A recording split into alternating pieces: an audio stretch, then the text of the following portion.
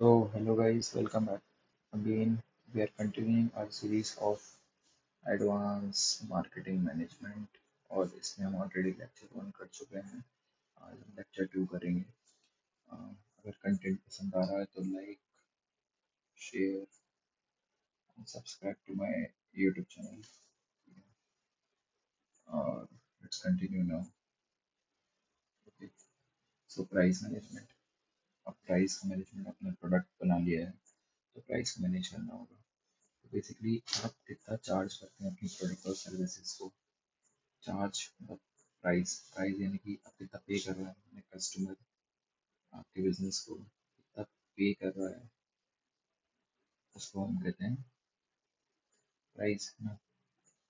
कितना रुपए दे रहा है तो उसको कहते हैं प्राइस। अब इसका मैनेजमेंट करेंगे कि the amount charge for product और सर्विसेज, ठीक है। फिर जनरेट्स करेंगे क्योंकि अल्टीमेटली एंड अपना ये है कि हम प्रॉफिट जनरेट करें। तो प्राइस मैनेजमेंट का मतलब सिंपल हो गया, the amount which a business charge for its product and services in order to generate profit, ठीक है। अब नेक्स्ट जो है वो है द 6 प्राइसिंग स्टेप्स। अब यार एक बात बताऊँ, आपके पास एक प्रोडक्ट है, ठीक है, उसको आपको प्राइसिंग करनी है उसकी।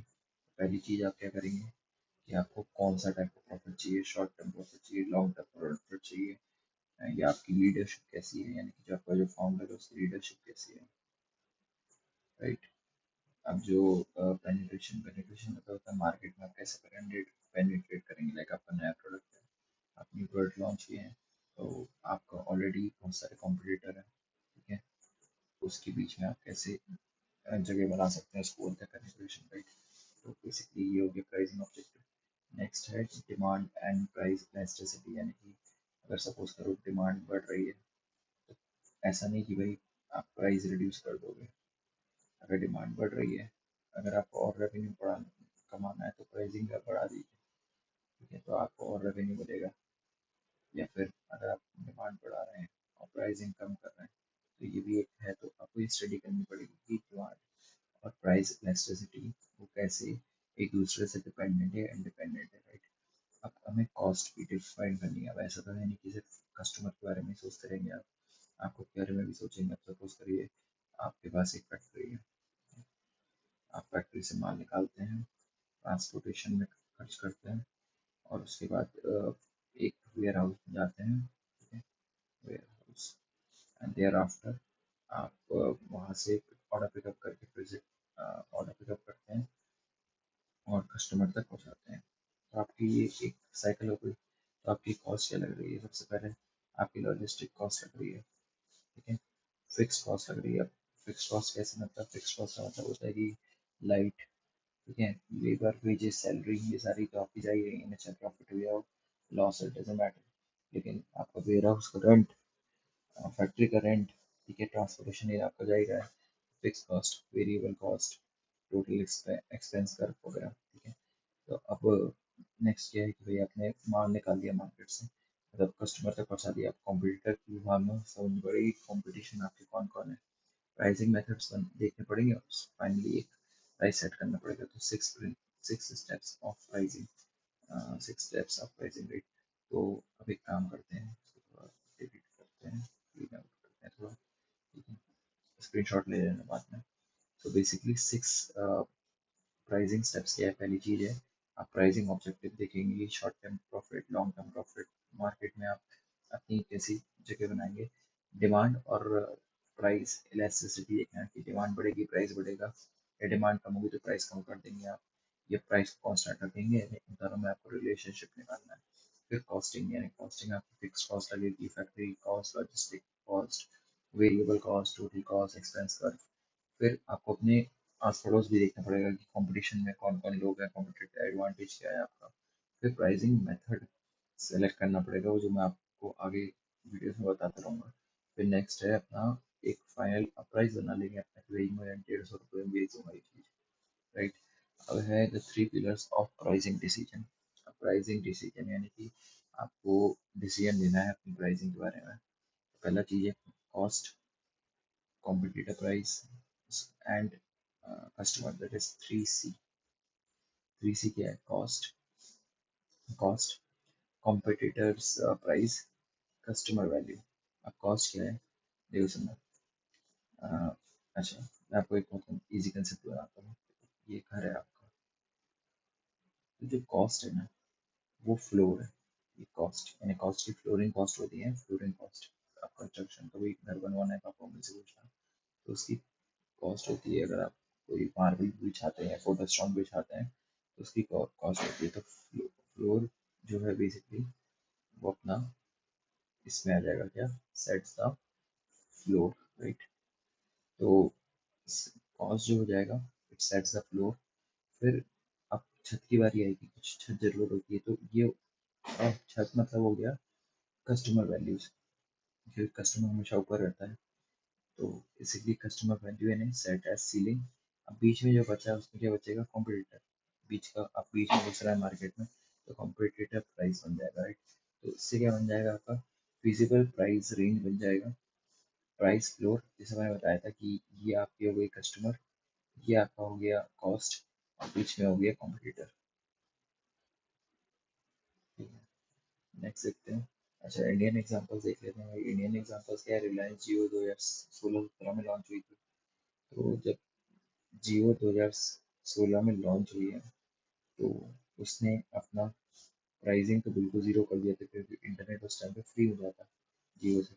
तो बेसिकली अपनी जो कॉस्ट है, जो फ्लोर है, उसने पक्का कर दिया था, सीलिंग कस्टमर को ऊपर कर दिया था वो।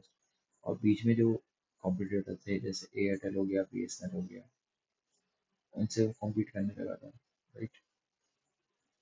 नेक्स्ट है three pricing pillars. Pricing pillars फिर से डिस्कस कर दिया अपन ने। क्या होती है भाई? तीन टाइप करते हैं। कॉस्ट हो गई, कॉम्पिटिटर हो गया, सीक्वेंस देखना इसका, कॉम्पिटिटर, ठीक है, और फिर हो गया कस्टमर। ये हो गया टॉप यानी सीलिंग, ये हो गया फ्लोर, और ये हो गया इन दोनों के बीच का, ठीक है। अब अपन लोग देखते हैं फार्मूला और लॉजिक एग्जांपल के साथ और मेथड। अब प्राइसिंग मेथड्स, अपन एक स्टेप पीछे ही, यानी कि यहाँ पर देखो लिखा हुआ है ना सेकंड लास्ट में कि सेटिंग ऑफ प्राइसिंग मेथड्स। तो प्राइसिंग मेथड्स तो अपन हो जाते हैं। प्राइसिंग मेथड्स जो है अपने सबसे पहले देखना।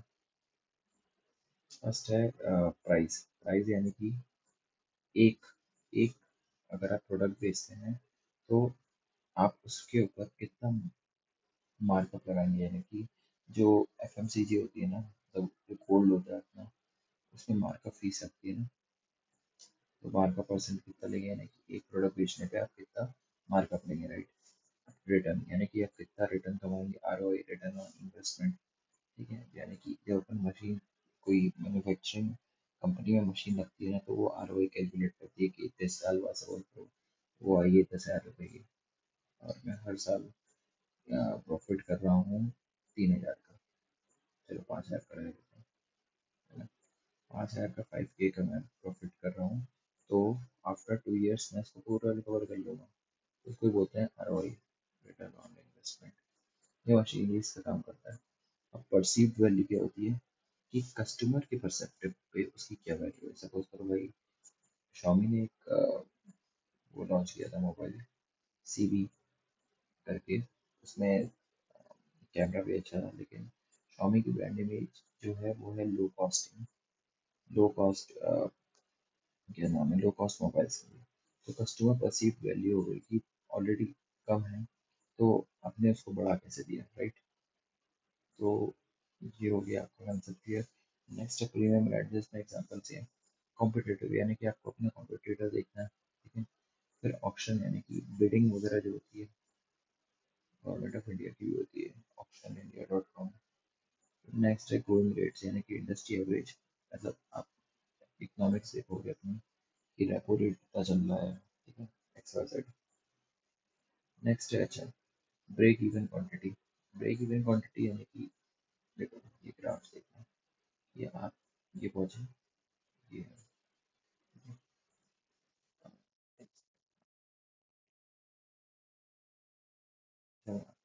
ये जो ये जो है ना, दिस इज ब्रेक इवन, ये है अपना ब्रेक इवन क्वांटिटी, यानी कि अगर इसके नीचे क्वांटिटी जाती है, quantity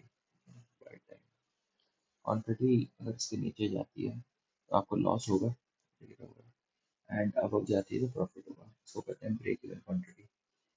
price elasticity of demand, यानी कि डिमांड बढ़ेगी तो प्राइस बढ़ेगा, डिमांड कम होगी तो प्राइस कम होगा, लेकिन ये रियल लाइफ में होता नहीं है। ठीक है, ऐसे ऐसी बुक में पढ़ लो। अब मेकअप मार्कअप कॉस्ट है, मार्कअप कॉस्ट में बता ही चुका हूँ, कि बार पीछे देख लेना तो आ जाएगा। अब प्राइस डिस्क्रिमिनेशन, यानी कि भेदभाव। ये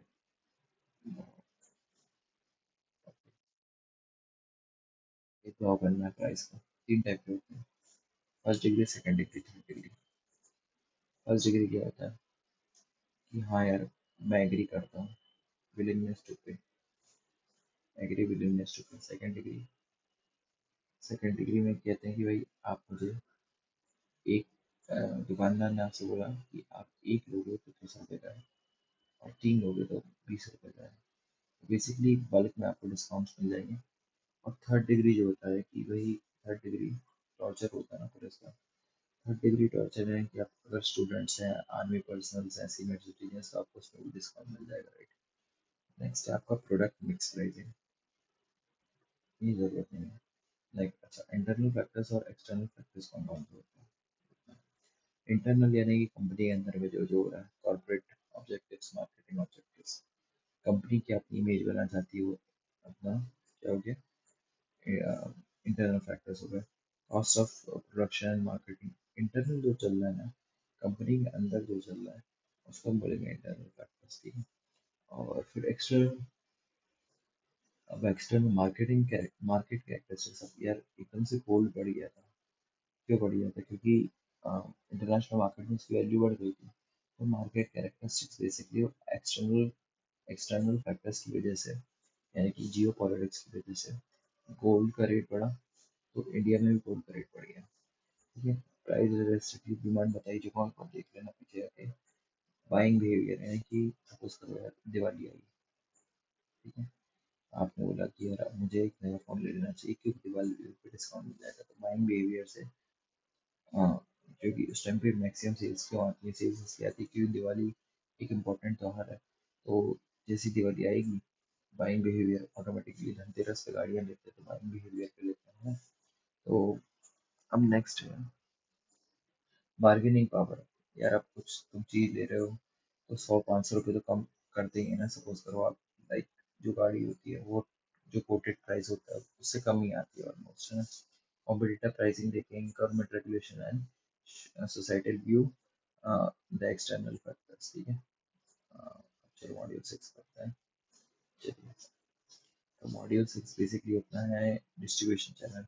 आपने मार्केटिंग प्राइसिंग डिसाइड कर ली, आपको देखना है कि आप डिस्ट्रीब्यूशन पे कैसे करते हैं।